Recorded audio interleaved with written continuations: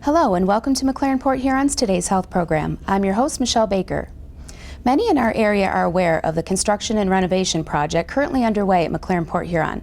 Joining me now is John Liston, Vice President of Operations, to give us a progress report. John, thank you for speaking with us today. Thanks for having me, Michelle. Now, it's hard to miss the steel and the activity going on in the south end of our campus. Can you tell us what's going on with the South Tower project? Sure, and you can see it in this rendering right here. We're adding a 4-floor building. It's about 170,000 square feet of new space. And the big advantage of it is ultimately on the top 2 floors we'll have 72 private rooms. Okay, so the patients will be obviously in private rooms. On the first floor is the emergency center, along with an observation unit. And then on the second floor will be our operating suites, pre and post-op, and an ICU. Now, the South Tower project is part of a bigger overall project. Can you tell us more about that? Actually, the South Tower is the second phase of our campus development program. The first phase was to add a new Carmans Cancer Center, which is over here on the northeast side of the campus. It's approximately 20,000 square feet. On the first floor we have radiation oncology, and on the second floor we have medical oncology. So we're pretty excited about that. Also, the affiliation with Carmans is a real coup for us. Now, in addition to Carmans and the South Tower, is there another part of the construction project? Well, there is actually. There's 3 phases. The first phase was the cancer center, as I mentioned. The second phase is the patient tower, which should be completed by the fall of 2018. And then what we're going to do is go back into the old areas of the hospital that are remaining and remodel those. We're also going to take the semi-private rooms there and turn those into private rooms. So by the time we're done with all of the remodeling and construction, which will be approximately mid-2019, we'll have 100% private rooms. Now, back to the South Tower project, what other services and departments will be located in that building? Well, in the basement will be our lab. The lab is moving from the old West Tower, which is going to be demolished down to the ceiling of the second floor. Also in the basement will be our central supply department. And again, I mentioned on the first floor is the emergency center and observation.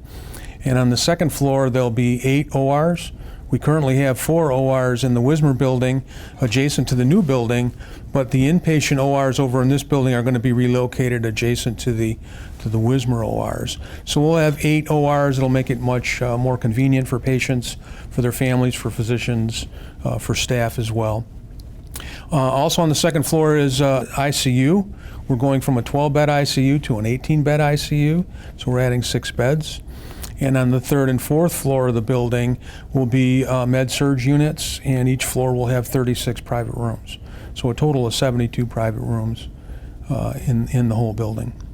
Wow, that's a huge benefit to the community, having private rooms in a hospital like that. Absolutely. Some of our buildings are extremely old, up to 80 years old, built in the 30s. Actually, the Jenks building, which we unfortunately had to take down about a month ago, was almost 100 years old. Some of our other buildings were built in the 60s, and they just don't have the amenities and they don't have the space that we need in today's highly technical hospital and surgical environment.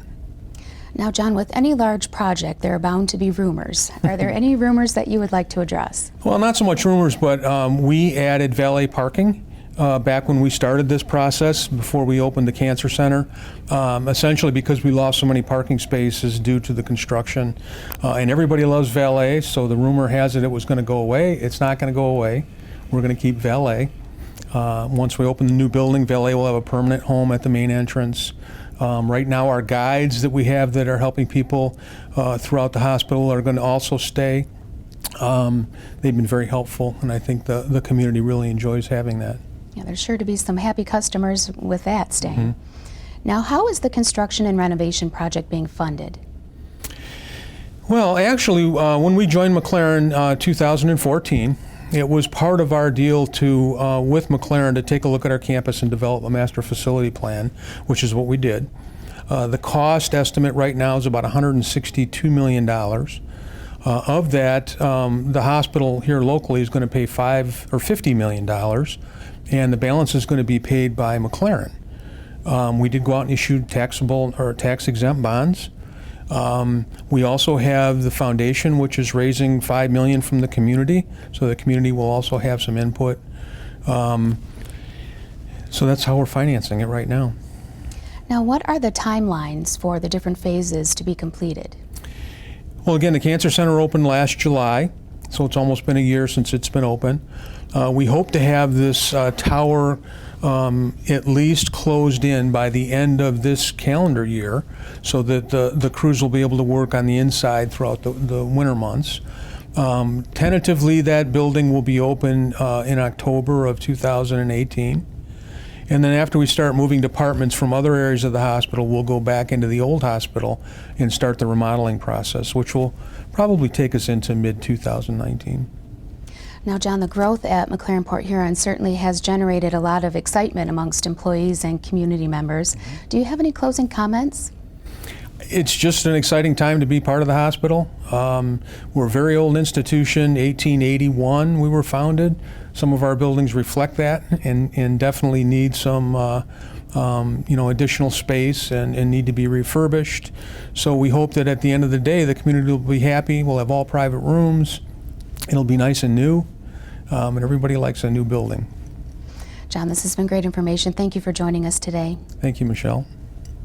Stay with us. We'll be back after this message.